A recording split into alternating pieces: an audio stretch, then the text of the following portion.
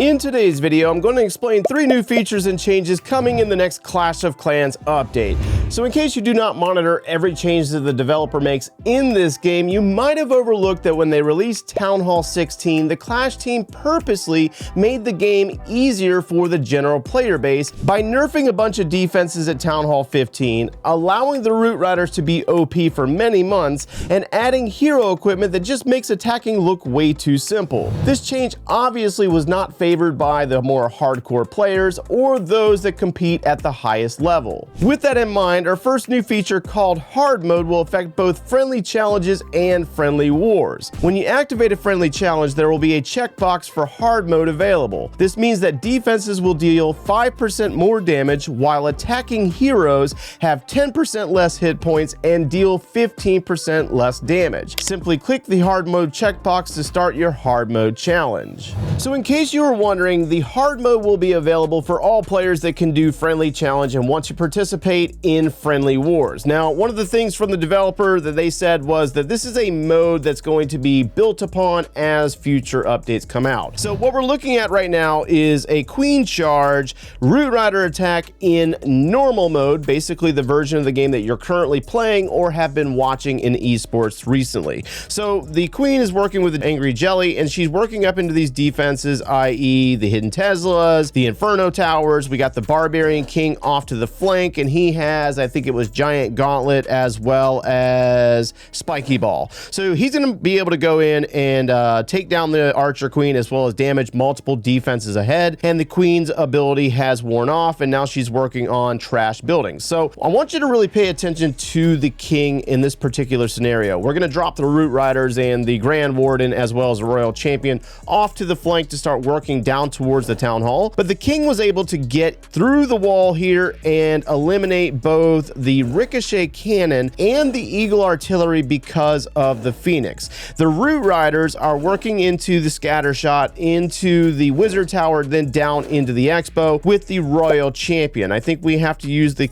Warden's ability here momentarily to protect our Root Riders as well as our Royal Champion. Right there we go. And the Battle Drill is working in. So we're going to be able to activate those abilities a little bit later. And so what you're going to notice with this particular replay is that it seems a little simple. Like we can make mistakes and we're able to rebound off of those mistakes very easily. The Royal Champion eliminates the defensive King on the right, and then the Rocket Spear with Haste Vial, she's able to take down various defenses and help these Root Riders get back towards the Town Hall. So this one right here is going to obviously result in a 3-star, and this is one of the things that we're going to be able to see a major difference between the normal mode and the hard mode is basically how those heroes maneuver and how much damage and power they're able to do.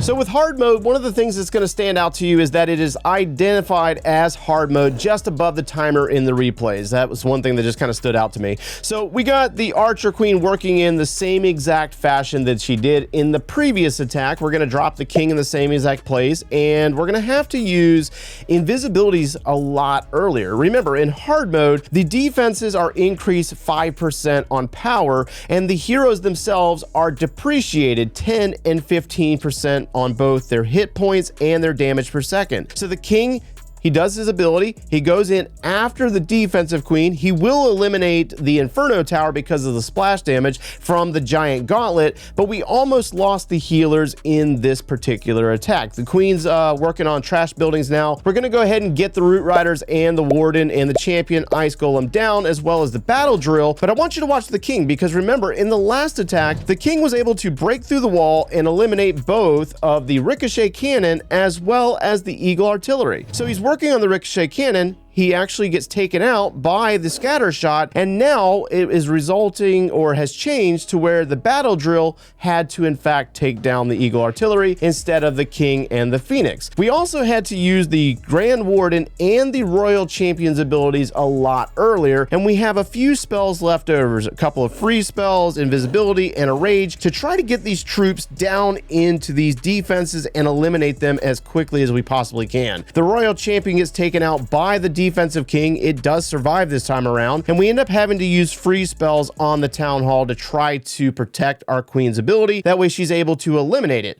We use her ability, she takes out the single target, and then unfortunately, because she gets stuck on the defensive king or royal champion that was there, we are unable to clear the town hall. It gets hidden by the spell tower. The root riders have ventured off with the hog riders, and now they have to backtrack. We lost the queen, and we actually have an invisibility spell that we have left over to actually take down this town hall. So one of the things you're going to notice with hard mode is that it is far less forgiving for mistakes. If you use your hero abilities a lot earlier, or if you use your spells way earlier, then you might end up with a 1-star. So this is just an example of what hard mode might look like for you. What do you guys think? Now, in the current version of the game that you're playing, when you attack in multiplayer battles, if you try to scout a village's buildings, a red prompt will populate saying, please select a unit or spell to deploy. Well, in this next update, they will be changing that with what they are calling the new tactical overview feature. Now, this is the feature that I'm really surprised that they are just now adding after 12 years of the game's existence, because there's players that like to farm, there are also players that like to trophy push, and there are players up in Legends League. So the new tactical overview feature allows you to scout bases just like in war mode.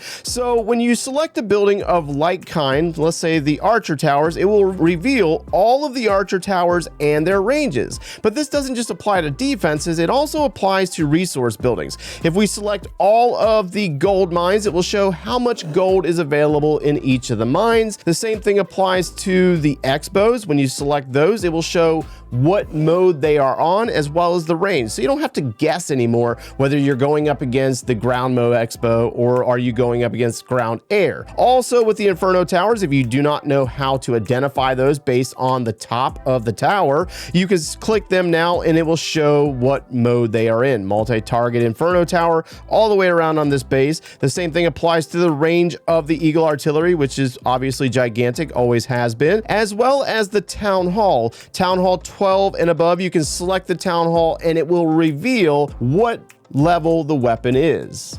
This new game version update will also receive a wave of time and cost reductions that will affect buildings, heroes, and even laboratory upgrades across multiple town hall levels. For the sake of time, if you're really curious to see how your level will be affected, I recommend checking out the patch notes in the news tab because it's a really long one. There are also a few notable quality of life changes being applied in this update, with the blacksmith building notifying you when one of your ore resources are full, which rarely happens to me because I always spend it so fast. And according to my notes, players will be able to reorder their list of Supercell ID profiles when switching between multiple accounts. This is actually quite useful because there's some accounts that I don't currently play and I would like to move the ones that I do play to the top. Now for the newest addition to the game called the Builder's Apprentice. This one's actually quite comical because over the years that I've covered this game, I've seen this request many different times. A lot of players out there have been asking for the ability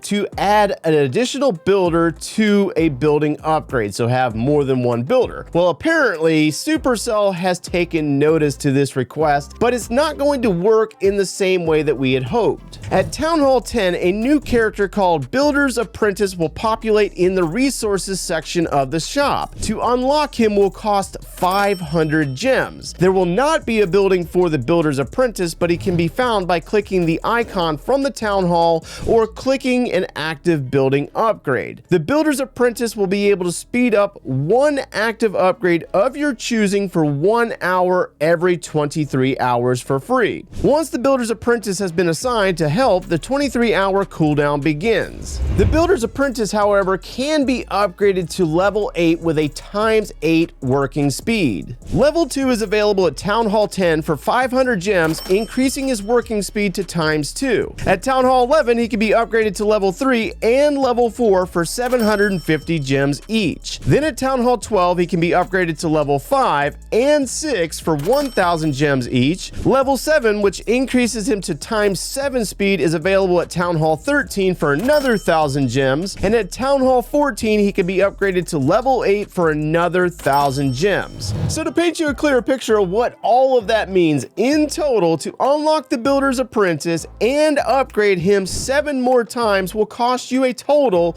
of 6,500 gems. Now you can collect these for free over time, at least 2 years or so. I'm not really sure. It depends on how often you play, how often you collect those obstacles, or how often you purchase gems, because you could very well purchase a gem pack for $50 to upgrade him all at once if you are already Town Hall 14. So in theory, it's really cool because you can add an additional builder to speed up an upgrade for 1 hour every 23 hours for free, but it's also going to take you a lot of gems and a couple of years to have him at his maximum power.